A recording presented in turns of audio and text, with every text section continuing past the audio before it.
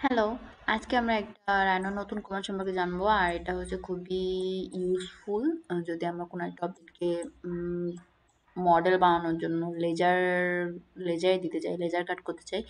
So এটার জন্য হচ্ছে খুবই ইউজফুল এই কমান্ডটা। এটা হচ্ছে আনরোল সারফেস। সো এখান থেকে হচ্ছে আমরা বেসিক্যালি কোনো একটা সারফেসের প্রত্যেকটা রেফারেন্স লাইন প্লাস নিতে পারি আলাদা আলাদা করে, প্লাস হচ্ছে এদেরকে আমি হচ্ছে উম, এদেরকে হচ্ছে আমি করতে পারি, পরে হচ্ছে মেজার করে নিতে পারি। সো এটা আমার জন্য হচ্ছে ইজিয়ার হয়। এখন হচ্ছে এখানে হচ্ছে আমার অনেকগুলা ৩ টা অপশন চলে আসবে এক্সট্রা। হচ্ছে এক্সপোর্ট করতে চাই নাকি, লেভেলস করতে চাই নাকি, আর হচ্ছে কি প্রপার্টিস রাখতে চাই আর না চাই। এখন লেভেলস বলতে এটা খুবই ইম্পর্ট্যান্ট। শুরুতে হচ্ছে আমি লেভেলস নো রেখে একটা করে দেখি। সো আমি যদি এন্টার প্রেস করি, এখন হচ্ছে দেখো ওরা ও হচ্ছে ওর প্রত্যেকটা হচ্ছে প্রত্যেকটা পার্ট আমাকে ভেঙে ভেঙে হচ্ছে দেখাচ্ছে। সো আমি ওদেরকে যদি একটা সাইডে রাখি আর হচ্ছে সরাই, ওকে। এখন হচ্ছে আমি যদি আবার আরেকবার এই কমান্ডটা সেম কমান্ডটা রাখি, দেন এখানে যদি আমি রাখি যে লেভেল যদি ইয়েস করি, দেন আমি এটা সিলেক্ট করলাম, দেন লেভেল ইয়েস রাখলাম, ওকে, এন্টার দিলাম। এখন এখন জিনিসটা হবে হচ্ছে আমি এখন বুঝতে পারবো যে আমার আর এই হচ্ছে অবজেক্টগুলা কোন সাইডের।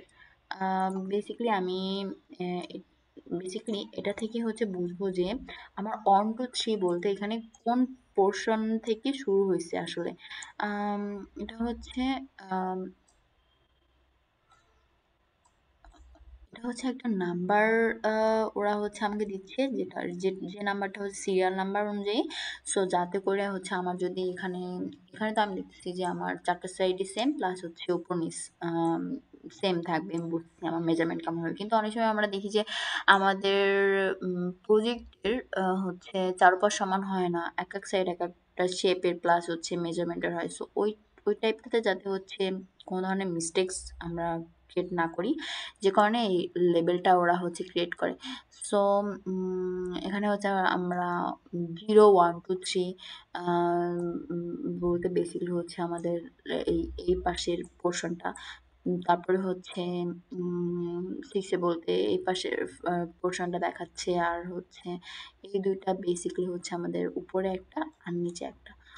সো এটা খুবই ইউজফুল, প্লাস খুবই ইউজফুল, প্লাস হচ্ছে এটা হচ্ছে খুবই কুইক বলবো। শেষ।